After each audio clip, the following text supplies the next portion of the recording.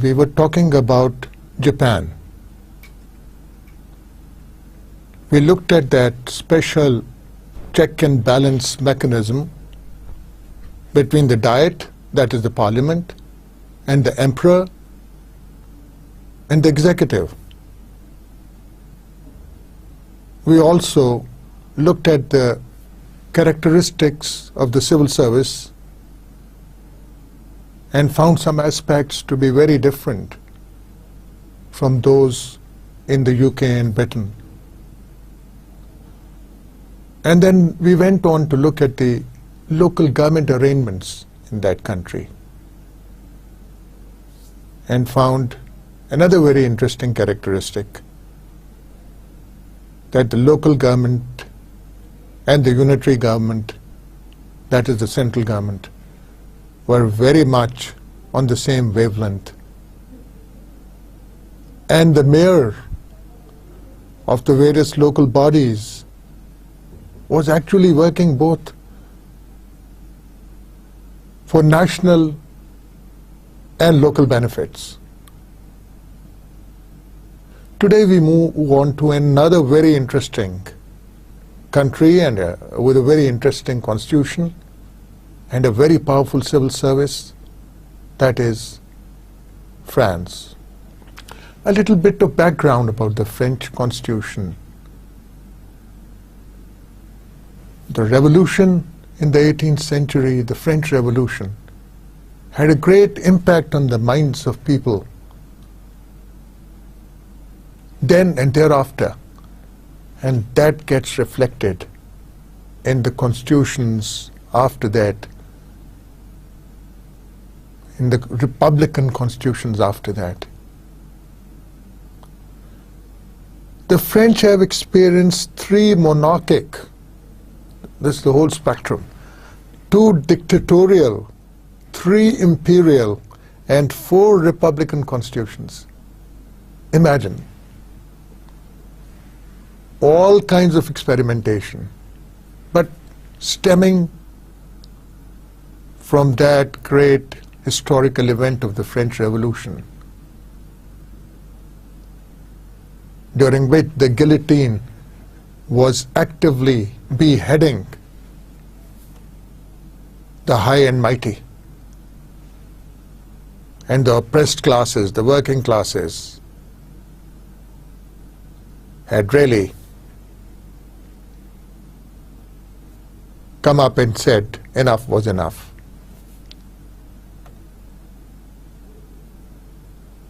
On an average, France has been changing its constitution over the last century or so for every 12 years.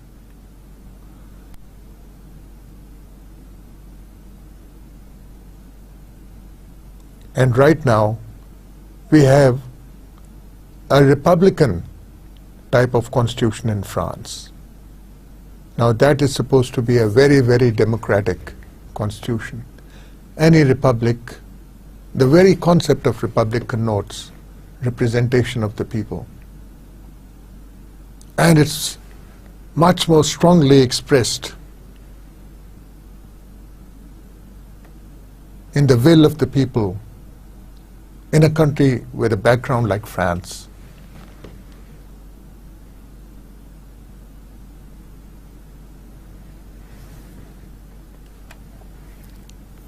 The present French Constitution, which established the Fifth Republic, was promulgated in 1958 under the instructions of General de Gaulle. We all know what a powerful personality General de Gaulle was, and how he had great influence over what was happening in those times. So here comes the Constitution in 1958, which is called the Fifth Republic, because previously there had been republics also. If we move from the Napoleon, post-Napoleon era, we see all those republican governments in place. So the Fifth Republic under de Gaulle, ushered in this very, very interesting constitution. And the constitution was designed to give France a strong and stable government, because this is something which France had always suffered from, instability, on and off in history. Perhaps one of the most unstable countries in Europe in those times. So, the major objective of this constitution was to really ensure that France becomes and remains a strong and a stable state. How did they do it? What are those provisions which were to ensure such a stability? We look at all the details.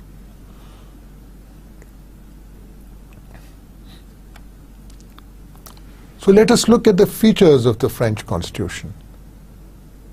It is a written constitution, unlike the British Constitution. And we know that written constitutions are always rigid, not very flexible, and they have to be followed in letter and spirit by each and every organ of the government. And when it comes to the document itself, it has a preamble, like we have in our own constitution, a preamble, 92 articles, which are divided into 15 chapters. And each chapter deals with one or other aspect of the government. And very important, it declares liberty, equality, and fraternity as motto of the Fifth Republic. And one is reminded of the Statue of Liberty too in New York, which reflected that spirit of the French people to be free and with full liberties, live a life full of liberties. And they wanted the American counterparts to do so. And as a gesture, the Statue of Liberty was gifted to the United States. So great words, liberty, equality, and fraternity.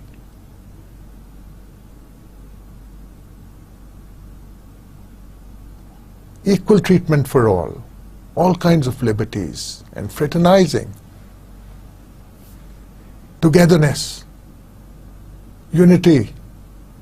These are the underpinnings of the Constitution of France, the 1958 Constitution of France, provided by de Gaulle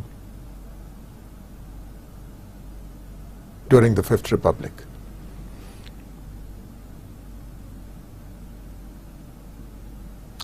So Article 2 of the Constitution states that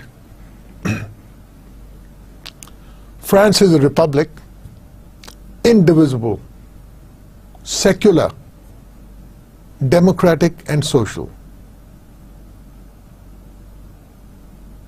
So the republic aspect has been captured right in the beginning of the Constitution. Again, the unity of the nation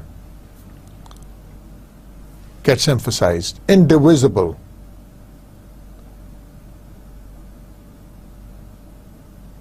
No one is expected, no region is expected to ask for independence, as Catalonia has been doing for long in Spain. Secular.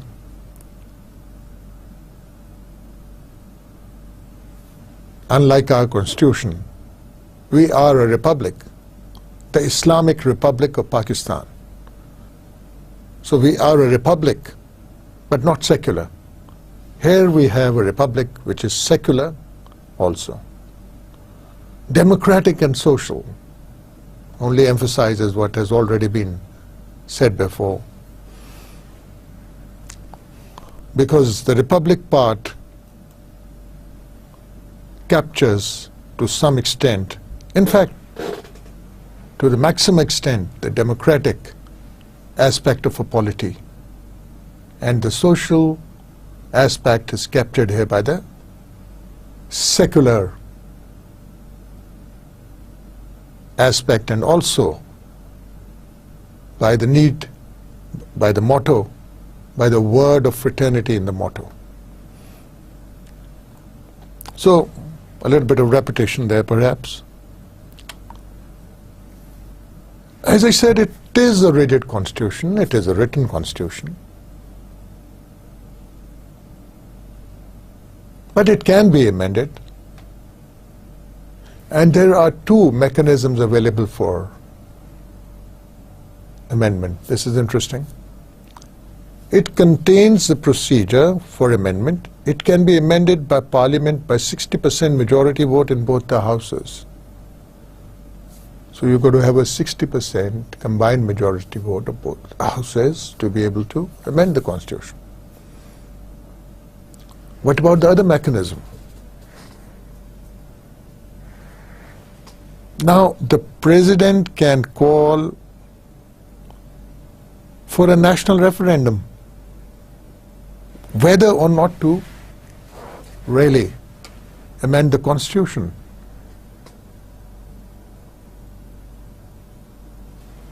So, we got this power of the President, which in a way is overriding the Parliament. That okay, the Parliament did not or does not want to bring about a particular amendment, but the President feels that such an amendment is in keeping with the will of the people, in keeping with the good of the people, and is extremely necessary for the nation. Then he can go to the electorate straight away. Referendum. Each and every one casts a vote. So we'll, as we move along, we'll see that the President of France is a very, very powerful president indeed. Some say even more powerful than the President of the United States. Talking in terms of Constitution and powers given by the Constitution to the office of the President.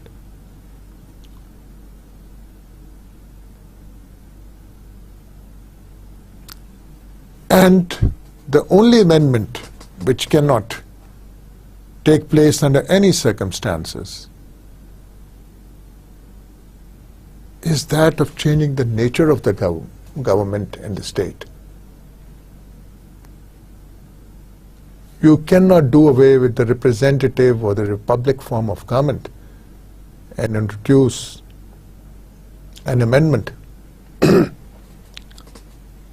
which calls for monarchy or calls for an autocratic setup. No, that's not possible. And we see that the spirit in the aftermath of that French Revolution, that bloody French Revolution, of wanting to keep the country republic, of wanting to keep the country democratic, and abolishing monarchy forever.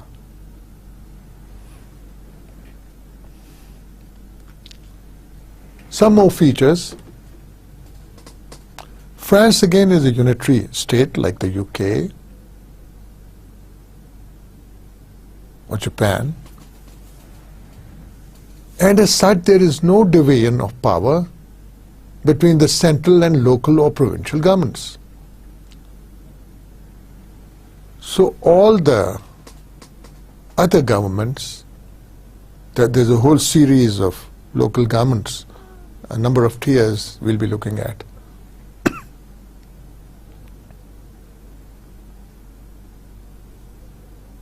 There is no division of powers. So primarily it would be the central government which is supreme, and it would be delegating whenever it feels the need to do so powers to the local governments. We saw this happening in Japan too. Whereas in UK we found a much more powerful local government system.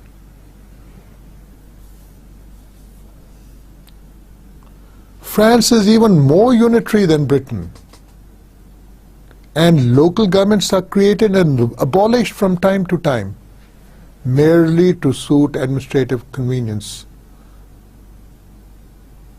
So if the central government deems fit, that is the government of France in Paris deems fit that we have to abolish some local government, here it can. Sweeping powers. It can even create more. And of course it can delegate or take away powers from these local governments. So we have a unitary state and a very strong central government. Perhaps one of the strongest central governments one can think of.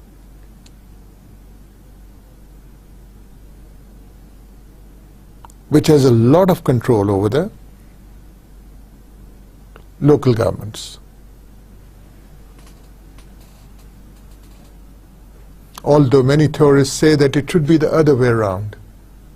The local governments should be as autonomous as possible to be able to provide the best of service delivery at the grassroots level.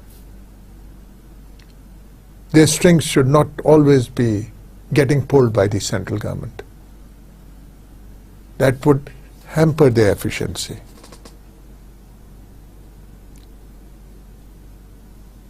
But we see in France, it's the other way around.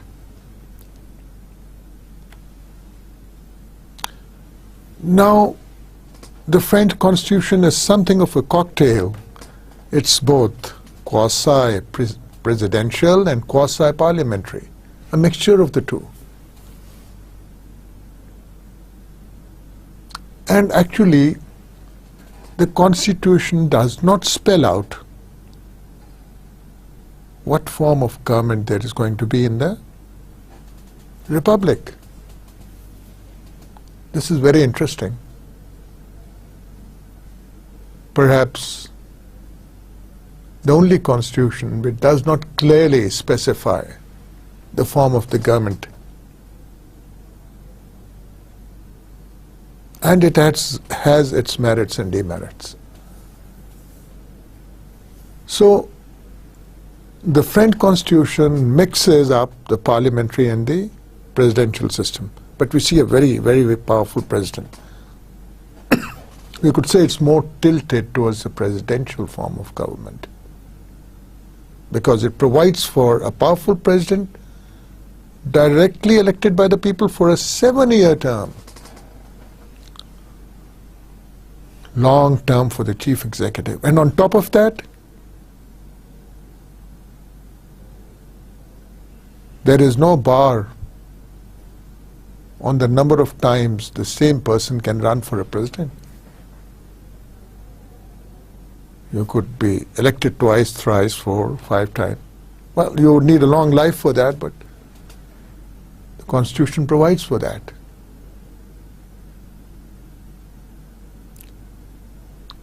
Then again, the ministers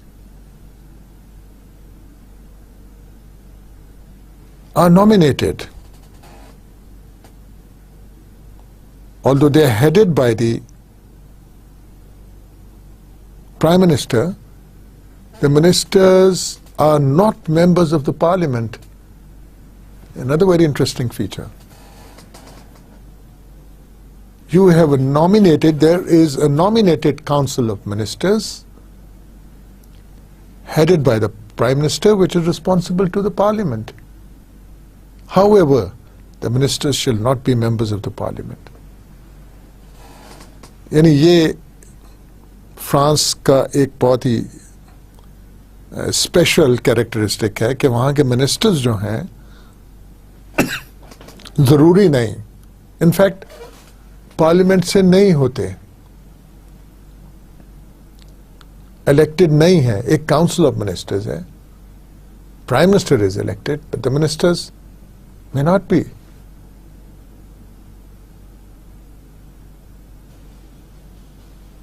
तो France के system में बहुत powerful president है. Prime minister और ministers की इतनी powers नहीं है. और हम आगे चलकर देखेंगे कि प्रेसिडेंट की पावर्स क्या है, बेपनाह पावर्स है.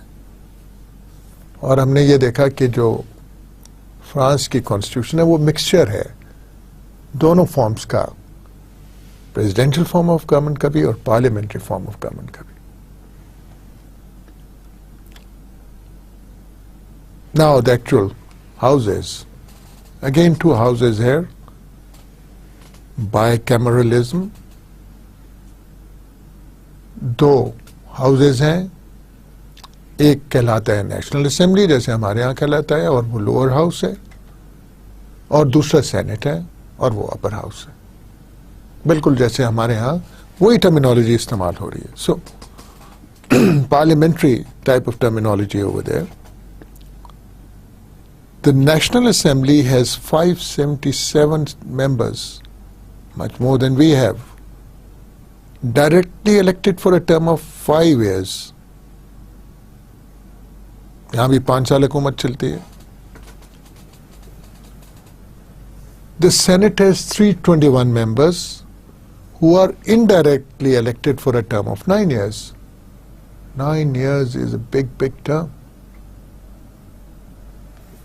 9 साल एक सेनेटर जो रहेगा तो कितनी कंटिन्यूटी आएगी आप देख लीजिएगा. एक प्रेसिडेंट जो 7 साल रहेगा तो कितनी कंटिन्यूटी आ सकती है सिस्टम में. और ऐन मुमकिन है कि वो 14 साल रहे, क्योंकि अगर उसने अच्छा परफॉर्म किया है तो they will bring him back.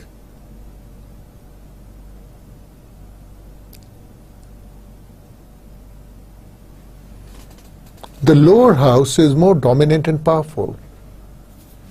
Pakistan में भी यही है कि लोअर हाउस जो है उसकी पावर्स सेनेट से ज्यादा है. प्राइम मिनिस्टर वो इलेक्ट करता है.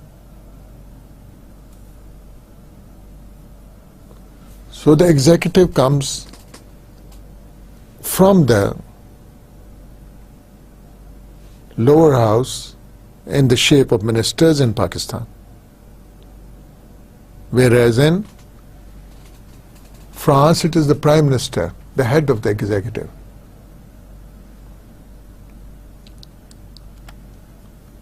We continue with the features of the French Constitution. It has a rationalized parliament. Interesting word, rationalized. Not with sweeping powers. A parliament which cannot get drunk with its power, you know, like at times it happens in our country.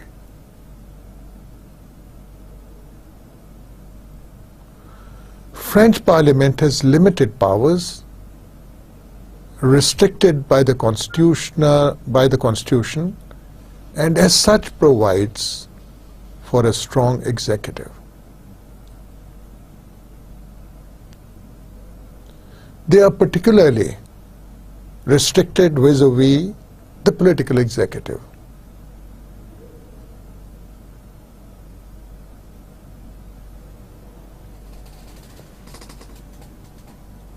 So in this particular case, minimal executive powers with the parliament. The political executive, the president, is the all-powerful figure in French politics.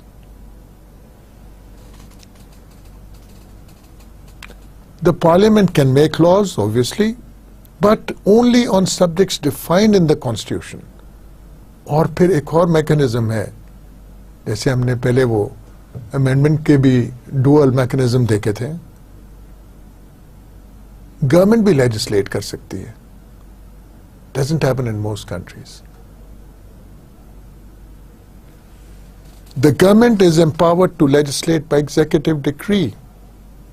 You just pass a decree and that becomes law.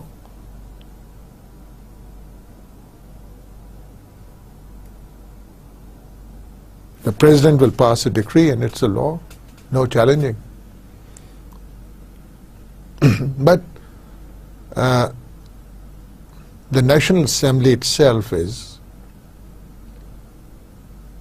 very much empowered to legislate.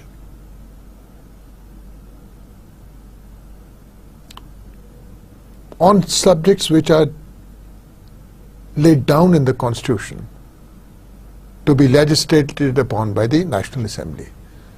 तो एक बड़ी आप कह लीजिएगा restricted किस्म की national assembly पाई जाती है, जिसके पर कटे हुए हैं, जिसका एग्जीक्यूटिव पे कोई बिल्कुल इन्फ्लुएंस नहीं है और जिसको लॉ मेकिंग में, लेजिस्लेशन में भी खुली आज़ादी नहीं है.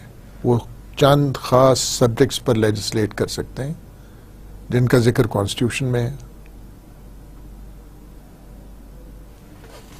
And on top of that जो एग्जीक्यूटिव है वो खुद भी लॉ बना सकते हैं. हमारे यहाँ भी ऑर्डिनेंसेस पास होते हैं, but then even a presidential ordinance has to go to the National Assembly for ratification within a period of time, 90 days or whatever. Otherwise it will lapse. But here no. The legislation done by the National Assembly or a decree of the executive are at par. They are laws. Both are pieces of legislation in a way. Both are statutes. One may have come through the formal legislative process and the other through the executive process. तो ये constitution of France में बड़ी different किस्म की बातें हैं, आप देखेंगे. The parliament can also delegate law-making powers to the executive. कौन सी पार्लियामेंट करेगी? हमारी पार्लियामेंट करेगी क्या?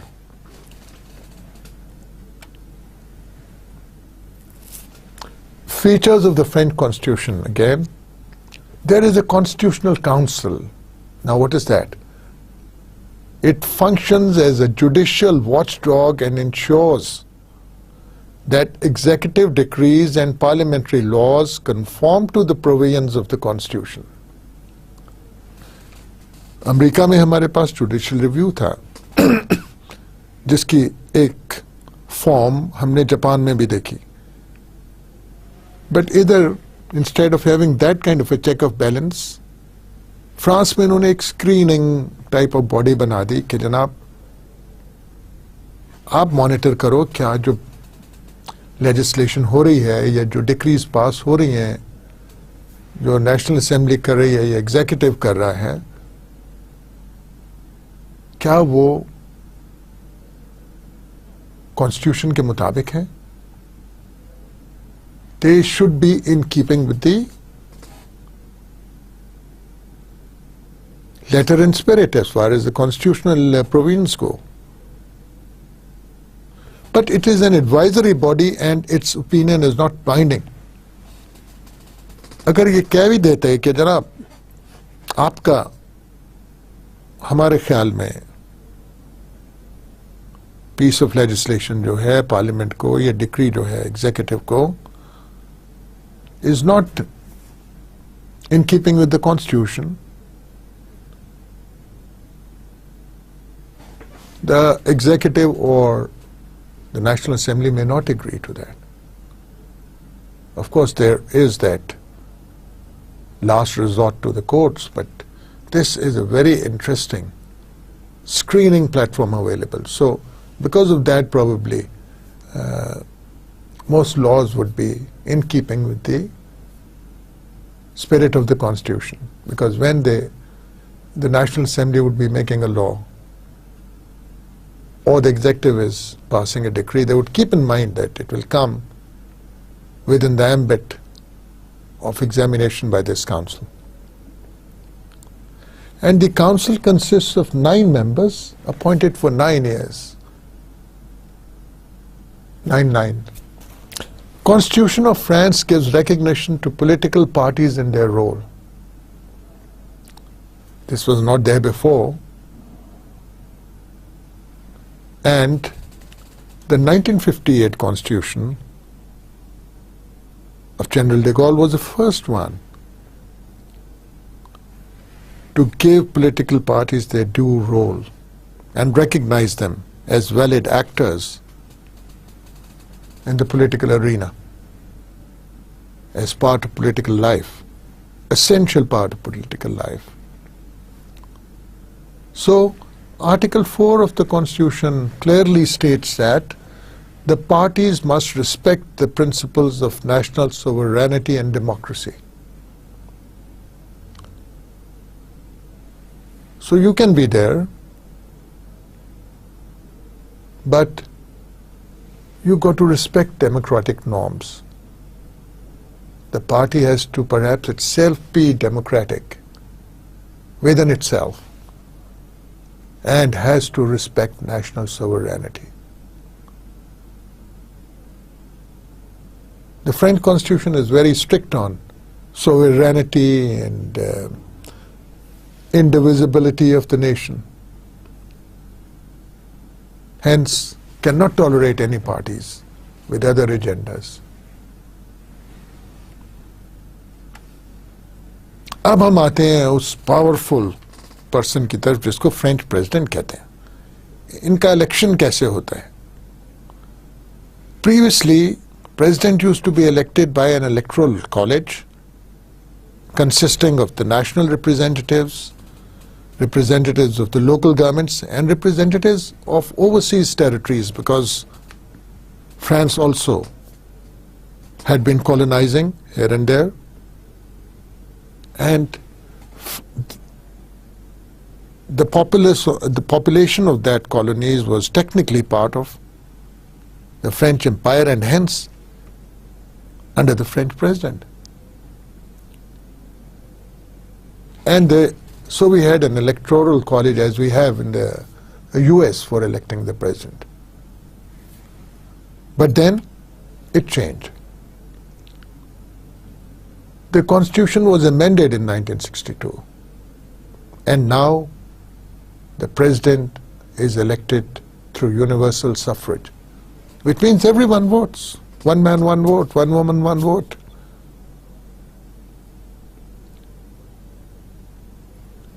For the president, there is going to be an election in which everyone is going to vote. And then you got to have an absolute majority, clear majority, to be able to get elected.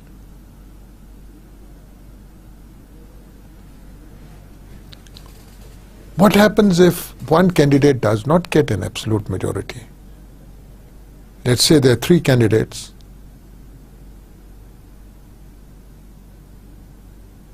And 2 of them get 30% of the votes and 1 gets 40% of the votes. So what happens? There'll be another ballot. In this second ballot, only the top 2 candidates who had the maximum votes will be left in the field to contest with each other. And again, of course, वही जीतेगा जो ज़्यादा vote लेगा, absolute majority लेगा of the votes cast. तो ये थोड़ा सा लंबा involved process हो जाता है, खास तौर पे जहाँ पर stuck हो जाए system कि कोई किसी को clear majority ना आई हो. Closer home, it reminds us of the Afghan system. In Afghanistan also you have this similar balloting system for the president, where you go in for a second round of balloting in case of no clear-cut winner during the first round of ballot. So we have this example closer home too.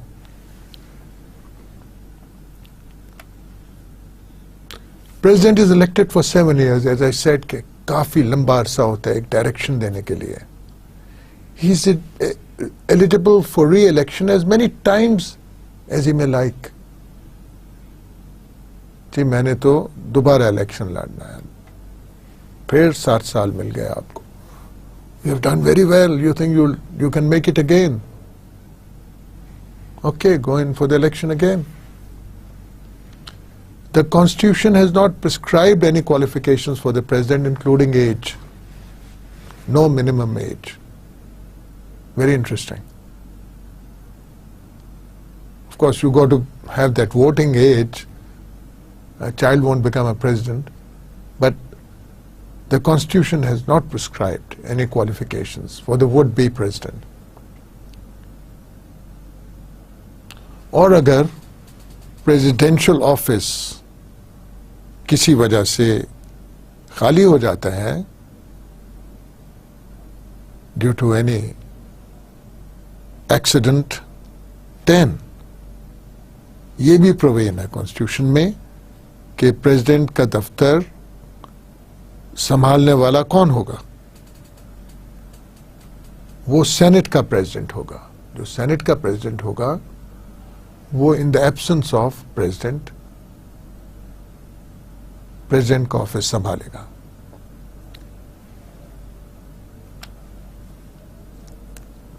फिर removal, एक तो आपने उसको 7 साल के लिए elect कर लिया, इतनी पावर्स दे दी. अब क्या ऐसा बंदा अगर आउट ऑफ बाउंड्स जाता है, how do you remove that person?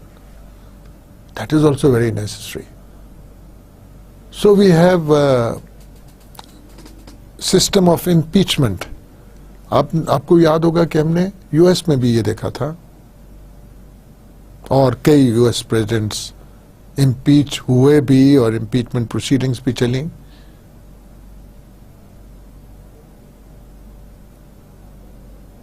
Nixon ज़हन में आते हैं और उनका Watergate scandal.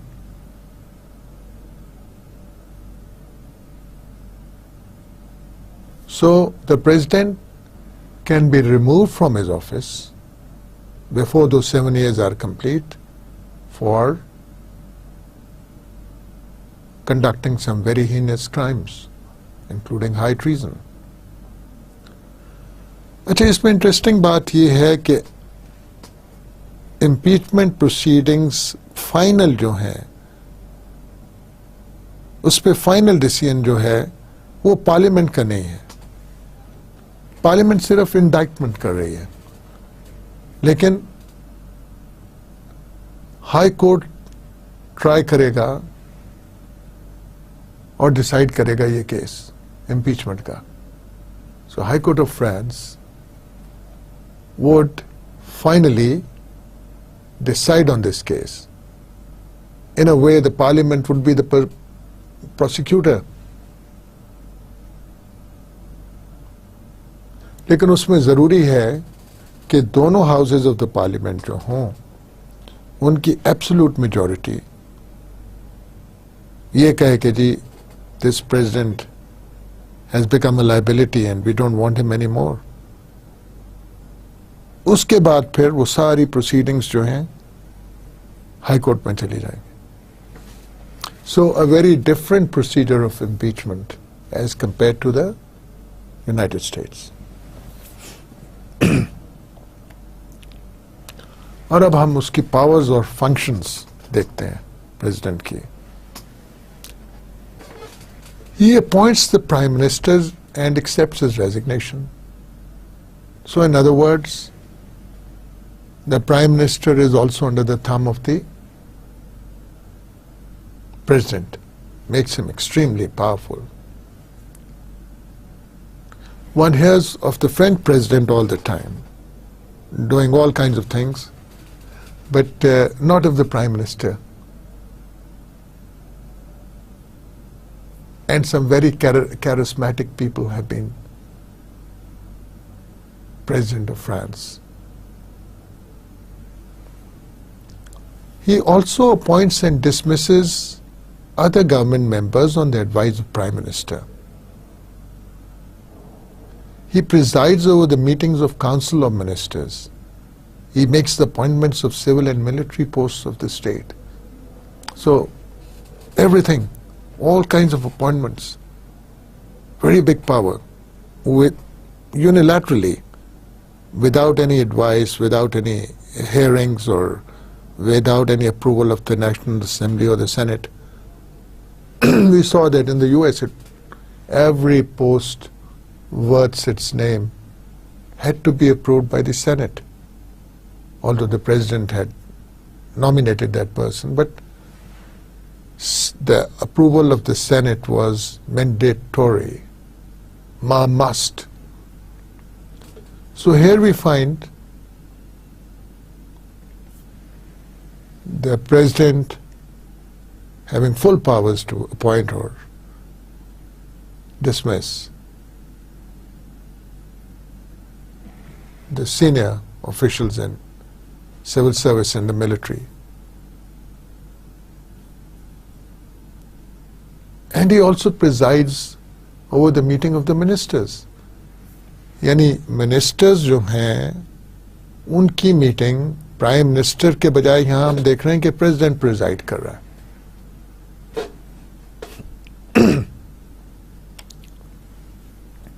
He is Commander-in-Chief of the Armed Forces. Like in the US, the military has to obey the President.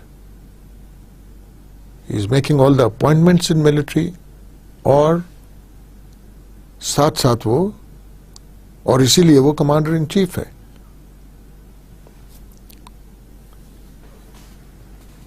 He presides over the higher councils and committees of national defense. यानी defence में major role president का है. चाहे जितनी भी security type of committees या defence type of committees हैं, the President is going to preside over them. So all जितने भी security, war related matters हैं, उनकी responsibility President की बन जाती है इस तरीके से. The negotiation, he negotiates and ratifies treaties and sends and receives diplomats. ये थोड़ा सा ceremonially कह लें कि एक दफ़ा आपने ट्रीटी कर ली किसी बाहर के मुल्क के साथ किसी भी सब्जेक्ट पे, तो उसकी रेटिफिकेशन ज़रूरी होती है गवर्नमेंट से. तो पार्लियामेंट को कई सिस्टम्स में रेटिफाई करने की पावर्स हैं, यहाँ प्रेसिडेंट को हैं, यानी उसके पास रेटिफिकेशन की पावर्स हैं. फिर वो एम्बेसडर्स भी लगाएगा. He will send and receive diplomats. Receiving diplomats is more ceremonial kind of a power. When a particular ambassador of a country comes and presents his or her credentials to the President. So that is more ceremonial, but nevertheless very symbolic. He can dissolve the National Assembly.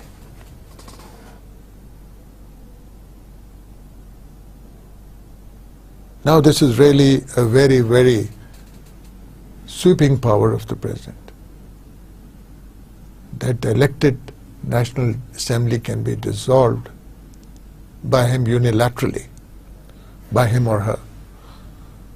तो ये एक series of powers है, यानी बहुत लंबी line है, list है powers की जो प्रेसिडेंट ऑफ फ्रांस को दी गई है.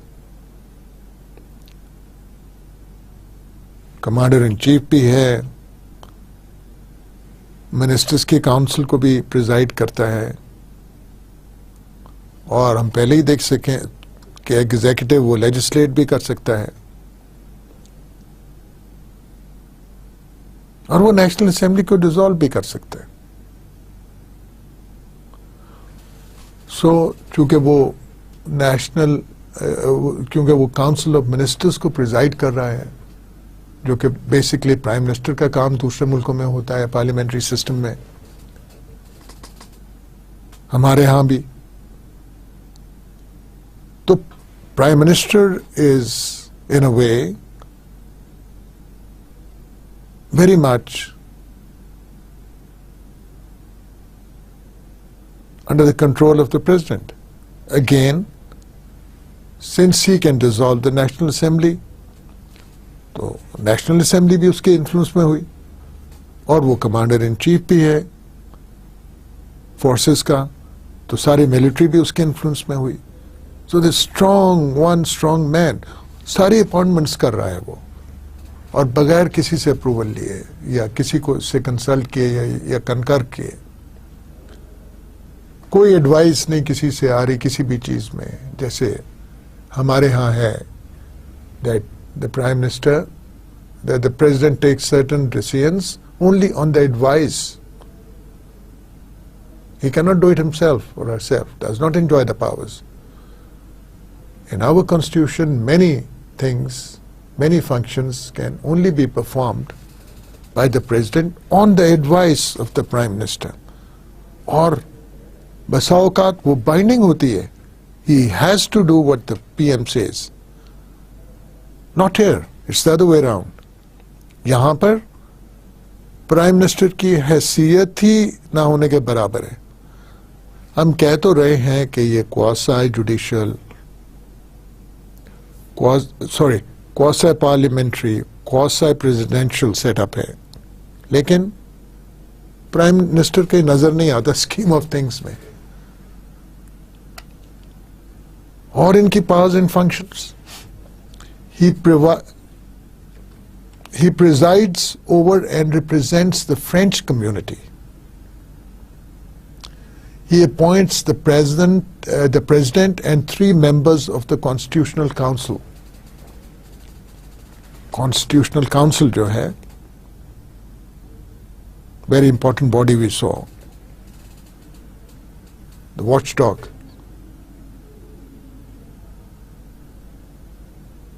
He can send messages to the parliament and summon its special sessions.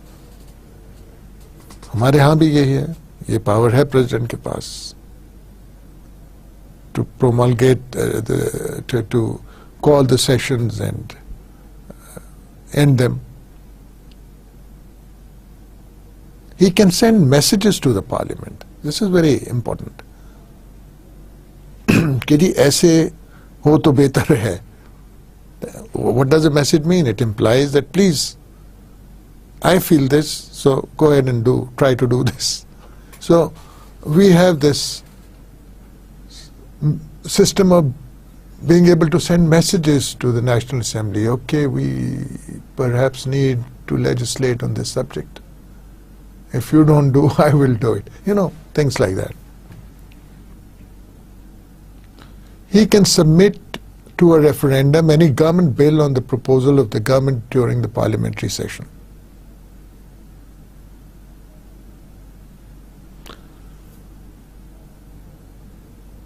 He can further, of course, he signs the ordinance and decrees that have been considered by the Council of Ministers. वो हमने देखा था कि preside भी उसको कर रहे हैं. So he is presiding over the Council of Ministers and also authenticating their decisions.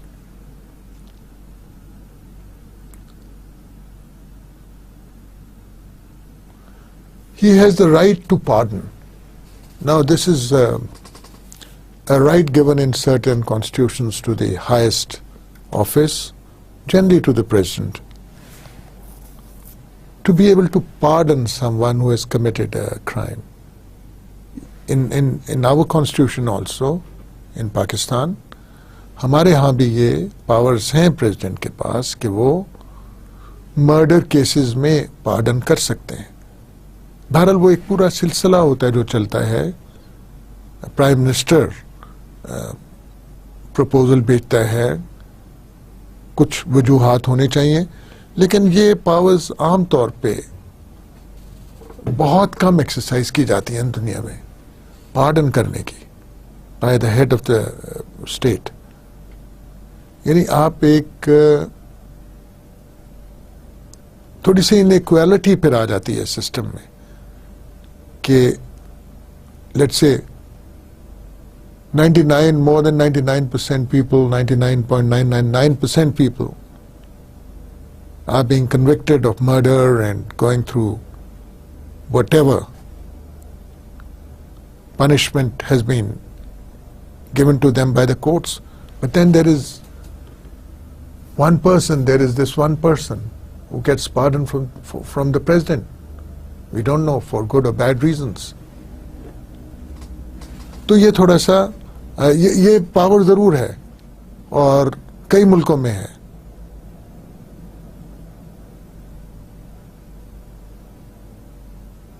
और इसी तरह फ्रेंच प्रेसिडेंट के पास भी ये पावर है कि वो पार्डन कर सकता है। The president he presides over the higher council of the judiciary. ये भी इंटरेस्टिंग है कि प्रेसिडेंट जो हैं वो जुडिशरी के भी एक किस्म का इन्फ्लुएंस है उनका जुडिशरी पे। Nowhere else you find this kind of thing. President having a formal, this is a formalized thing. ये नहीं है कि आपने एक टेलीफोन किया जज साहब को कि भाई ये वो. This is a formalized thing that you are going to preside over the higher council of the judiciary. So you have an influence over the judiciary. So you have the influence over the prime minister. आप prime minister के ऊपर आपकी बात चलती है.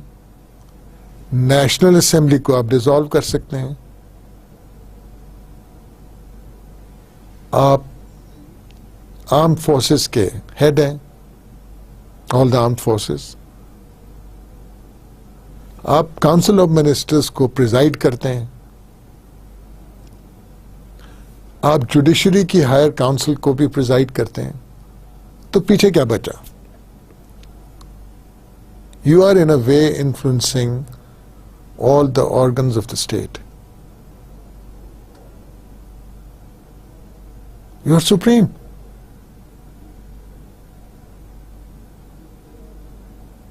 But at the same time, it says, he is the protector of the independence of the judicial authority. You've got to have a very, very different kind of person. ये कोई बहुत ही special बंदा होना चाहिए फ्रेंच प्रेसिडेंट, जो इतनी powers होने के बावजूद अपनी सेंसेस में रहे और डिलीवर करे.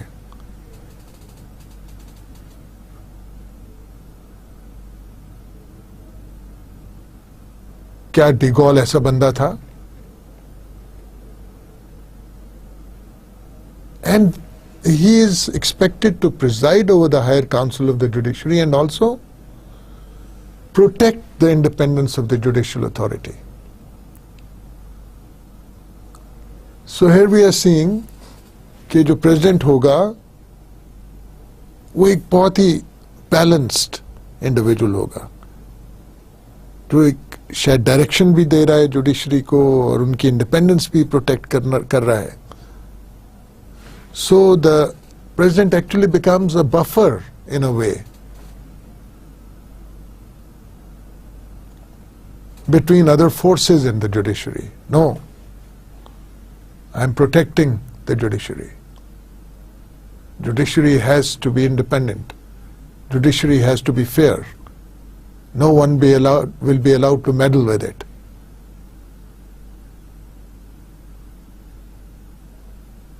He is vested with the special powers to deal with emergencies. ये तो हमारे यहाँ भी इतनी emergencies आती हैं और constitution में provision है to be able to assume powers, all kinds of powers during emergencies. The executive can assume those powers during emergencies. आपने देखा होगा कि जब हमारे यहाँ अर्थक्वेक या फ्लड्स आते हैं तो इमरजेंसी डिक्लेयर कर दी जाती, which means that there becomes a stronger hold of the executive which can coordinate better to provide relief to the people. So this is present in most constitutions.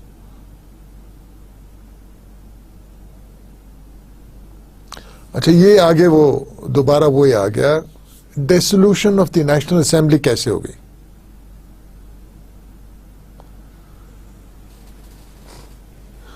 इसमें binding फिर नहीं आ रहा. He can dissolve the National Assembly after consulting the Prime Minister and the presidents of the two assemblies, that is the two houses of the Parliament. तो अगर जो powerful house है, जो lower house है, national assembly है, उसको pack up करना है या डिसॉल्व करना है, घर भेजना है उन लोगों को, जो भी वजूहात हों, लेकिन प्रेसिडेंट साहब के ख्याल में a situation has arisen where the National Assembly has to be dissolved. The President is in office, 7 years term. तो उसके लिए ज़रूरी है कि प्रेसिडेंट जो है वो कंसल्ट करे दोनों असेंबलीज के, यानी सेनेट के भी और नेशनल असेंबली के भी, उस असेंबली के भी जिसको वो तोड़ना चाह रहा है, उनके प्रेसिडेंट्स को, यानी कि हमारे यहाँ जिसको स्पीकर कहते हैं, उनके स्पीकर्स को, और the prime minister also. So he will consult. It is mandatory, it is necessary that the President consult with these people before dissolving the National Assembly. So we have enumerated about 18 overriding powers of the President of France. An absolutely powerful person, chief executive of a country with a very different kind of constitution. So we selected these 4 countries to be able to portray the differences in the approach towards democracy, in parliamentary democracy, presidential form. They are all democratic structures.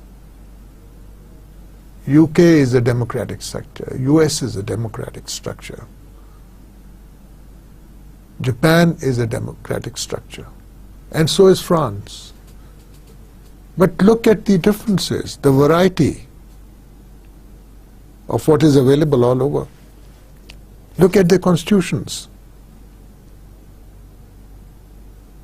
What kind of checks and balances are provided between the 3 major organs of the state in each constitution?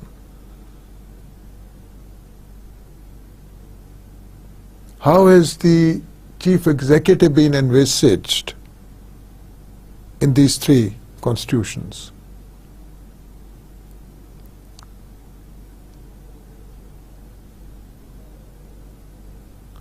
What are the powers respectively of the President and the Prime Minister in these constitutions?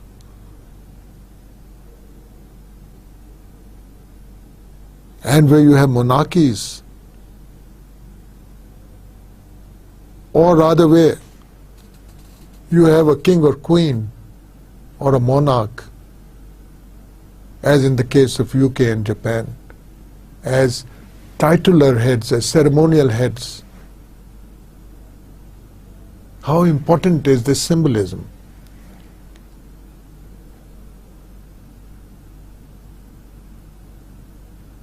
And how big is the country?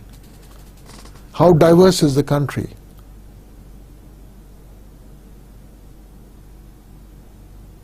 Is it a country with a very diverse population of different ethnic backgrounds or different stock of races?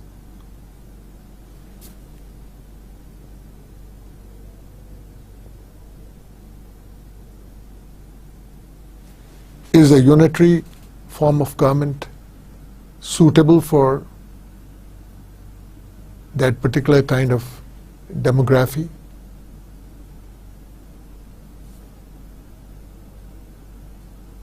So we have been looking at all these constitutions which form the basis of everything that happens in a country, and most of all the administrative system.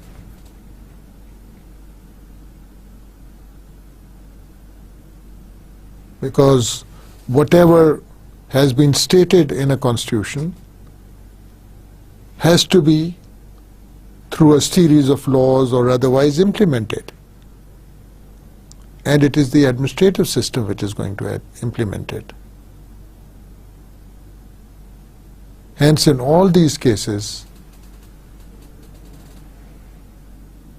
we have been looking at the constitutions followed by an examination of the administrative systems, basically the civil service and also the local government setups. तो ये सारा जो सिलसिला है हमने इसलिए किया, constitutions को इतना तो नहीं, कुछ डिटेल में देखा ताकि हम समझ सकें कि वहाँ का एडमिनिस्ट्रेटिव सिस्टम जो है उस पर कॉन्स्टिट्यूशनल इम्पैक्ट क्या है और क्या क्या चीज़ें कॉन्स्टिट्यूशन में से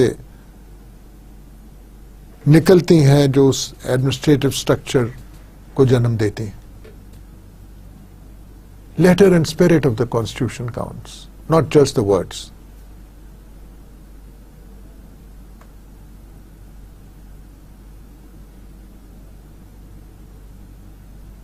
And today we looked at this very, very interesting constitution, a quasi-presidential and a quasi-parliamentary constitution, a cocktail of sorts.